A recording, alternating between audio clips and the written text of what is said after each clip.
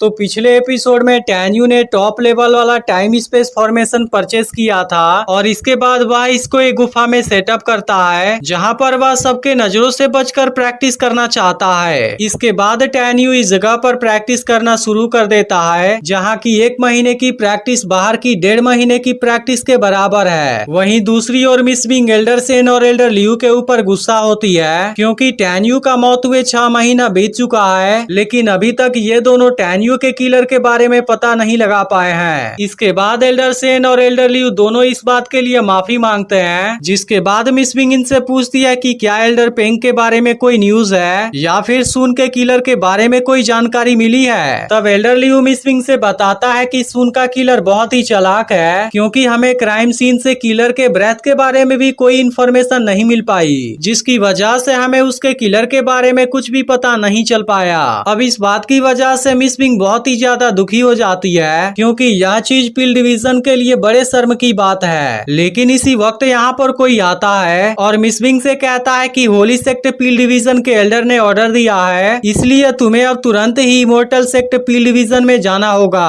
अब इसके बारे में सुनते ही एल्डर सेन और एल्डर लियू दोनों भी बहुत परेशान हो जाते हैं। वहीं दूसरी ओर अभी भी टैन्यू गुफा के अंदर प्रैक्टिस कर रहा है, जिसकी वजह से अब उसकी कल्टीवेशन बर्थ सोल रिल्म के 9th लेवल पर चली गई है और इसके अलावा उसे ऐसा फील होता है कि वह अपने सुपर बॉडी के दूसरे लेवल को भी फिनिश कर देगा क्योंकि उसकी एनर्जी दूसरे लेवल के पीक पर पहुंच गई है। तभी इसी वक्त अचानक से टैन्यू को कुछ होने लगता है और अब इसकी पूरी बॉडी बुरी तरह से जलने लगती है। इसके बाद टैन्यू जोर जोर से चीखने चिल्लाने लगता है क्योंकि इस वक्त उसकी बॉडी में बहुत ही ज्यादा दर्द हो रहा था, लेकिन कुछ समय के बाद ही सब कुछ ठीक हो जाता है, जिसकी वजह से उसकी हार्मोनी सुपर बॉडी दूसरे लेवल पर पहुंच जाती है। इसके बाद टैन्यू तुरंत यहाँ से उठता है और अपनी बॉडी से कोई पावर को रिलीज करता है जो कई मील दूर तक जाती है, जिसे देख टैन्यू कहता है कि अब यह तो 500 मील की रेडियस तक भी पहुंच सकती है, जिस बात से पता चलता है कि सोल की ताकत सोल रिफाइनिंग रिल्म के तीसरे लेवल पर पहुंच गई है। इसके अलावा अब उसकी फिजिकल बॉडी भी बेस्ट स्पिरिट टूल के बराबर हो गई है, जिसकी वजह से वह टॉप लेवल वाले स्पिरिट टूल को भी केवल अपने एक उंगली से तोड़ सकता है। इसके बाद टैन्यू अपने एल्डर वाले रूप में आ जाता है और अब तुरंत यहाँ से अपने फ्लाइंग स्वॉर्ड पर निकल जाता है, लेकिन अब इसकी कल्टीवेशन बढ़ने के साथ साथ इसकी स्पीड भी बढ़ गई थी। इसके बाद टैन्यू कहने लगता है कि मैं अब देखता हूँ बर्थ सोल रिल्म वाला कौन मेरे सामने टिक पाता है। लेकिन इसी वक्त अचानक से उसके बिस्ट वाले पॉकेट में हलचल होने लगती है, जिसे देखते ही टैन्यू तुरंत इसे अपने हाथों में ले लेता है और इसके बाद वह अपने लायन बिस्ट को बाहर आने के लिए कहता है क्योंकि वह भी आज उसे बहुत समय के बाद देखना चाहता है। इसके बाद इसका स्पिरिट लाइन पॉकेट से बाहर आता है जो पहले के मुकाबले बहुत ही ज्यादा ताकतवर और बड़ा हो चुका था। इसके बाद वह उड़ते हुए तुरंत इसके पास में आता है, जिसे देखते ही टैन्यू भी बहुत ज्यादा खुश हो जाता है और कहता है कि यह तो बहुत ही अच्छी बात है कि तुम जाग गए क्योंकि मैं बहुत लंबे समय से तुम दोनों का ही इंतजार कर रहा था।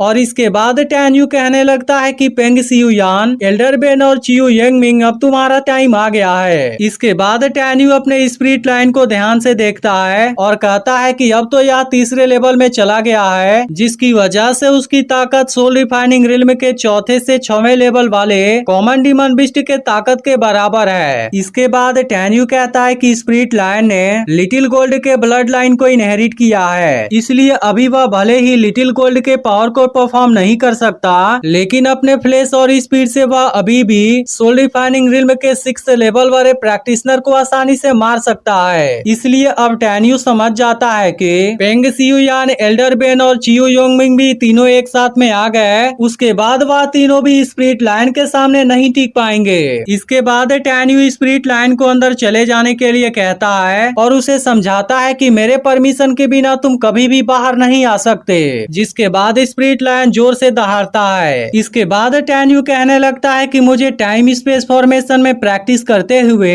1 साल 8 महीने और 20 दिन गुजर चुके हैं, जिसका मतलब है कि मुझे बाहर गए हुए 1 साल 2 महीने से ज्यादा हो गए हैं। इसके अलावा टैन्यू अब मेंगई के बारे में भी सोचने लगता है जो 2 सालों के लिए एकांत में प्रैक्टिस करने के लिए गई थी। इसलिए टैन्यू अब कहता है कि मेंगई भी 4 महीने के बाद बाहर आ जाएगी और इसके अलावा एल्डर डी से मिले हुए भी बहुत ज्यादा टाइम हो गया, जिसकी वजह से उन्होंने भी अभी तक सभी 11 टूल मेकिंग मटेरियल डेनियल को खोज लिया होगा। इसके अलावा टैन्यू को मिस बिंग के बारे में भी याद आने लगता है, क्योंकि उससे भी मिले हुए टैन्यू को 1 साल से ज्यादा हो गया है। इसलिए टैन्यू को उसके बारे में चिंता होने लगती है, जिसके बाद टैन्यू सबसे पहले कैंगलिंग माउंटेन में जाने का डिसाइड करता है, ताकि उसे पता चल सके कि मिस बिंग ने वहाँ पर कोई फ्लैग तो नहीं लगाया है। अब टैन्यू स्पिरिट लैंड से उसे वहाँ पर ले चलने के लिए कहता है, लेकिन वह इसे वार्निंग भी देता है कि तुम्हें कोई भी ना देख पाए। इसके बाद इसका स्पिरिट लैंड बाहर आता है, जिसके बाद टैन्यू उसे बताता है कि उसे किस डायरेक्शन में जाना है, और अब स्पिरिट लाइन उसे बहुत तेज स्पीड से लेकर जाने लगता है, जिसे देखते ही टैन्यू भी बहुत ज्यादा हैरान हो जाता है, क्योंकि इतने स्पीड में वह खुद को भी नहीं संभाल पा रहा था। यह देखते ही स्पिरिट लाइन तुरंत अपने स्पीड को कम कर देता है, लेकिन अब टैन्यू से कहता है कि तुम जितना चाहो उतनी स्पीड से उड़ सकते हो, क्योंकि मैं सारी चीजें फिर से फील करना चाहता हूँ और हवा में उड़ने का मजा भी फील करना चाहता हूँ। इसके बाद स्पिरिट लाइन अपने फुल स्पीड से उड़ना शुरू कर देता है, जिसके दौरान टैन्यू को भी बहुत ज्यादा मजा आ रहा था। और इसके बाद वह उससे कहता है कि तुम जितने ज्यादा स्पीड से उड़ रहे हो उतने स्पीड से हम तो केवल 1 दिन में 1 मिलियन माइल्स को ट्रेवल कर लेंगे।